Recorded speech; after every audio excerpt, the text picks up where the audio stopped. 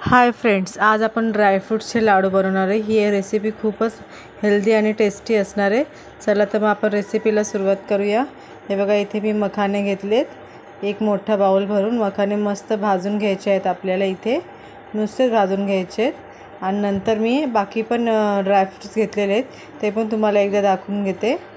हे बघा, बघू शकता, खजूर घेतलेले आहे आणि काजू बदाम घेतलेले आहेत। तुम्ही तुमच्याप्रमाणे बाकीचे ड्रायफ्रूट्स अजून आवडीप्रमाणे ॲड करू शकता। तर इथे मी पहिले जे आहेत मखाने ते भाजून घेणार आहेत व्यवस्थित। आणि मखाने भाजून झाले का मखाने काढून घ्यायचे आहेत आणि आपल्याला परत कढईत तापत ठेवायचे आणि त्याच्यात तूप टाकायचं आहे। आणि आपले ड्रायफ्रूट्स जे आहेत काजू बदाम ते आपल्याला भाजून घ्यायचे आहेत इथे व्यवस्थितपणे। आणि तुम्हाला अजून एक रिक्वेस्ट आहे, अजून पण तुम्ही माझ्या चॅनलला लाईक शेअर सबस्क्राईब नसेल केलं तर प्लीज नक्की करा।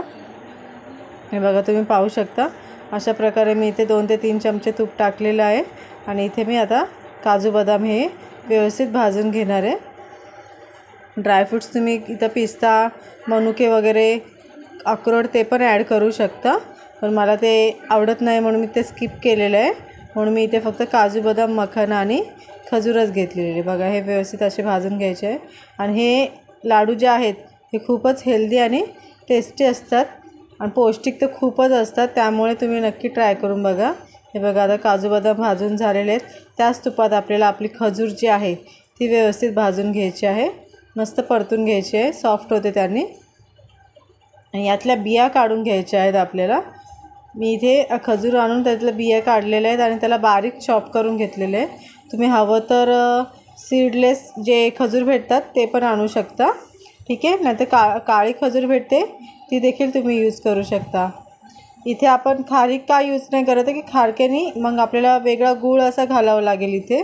इथे खजूर असल्यामुळे गूळ घालायची गरज नाही पडत। याच्या सॉफ्टनेसमुळे, याच्या ओलाव्यामुळेच लाडू व्यवस्थित असे बांधले जातात।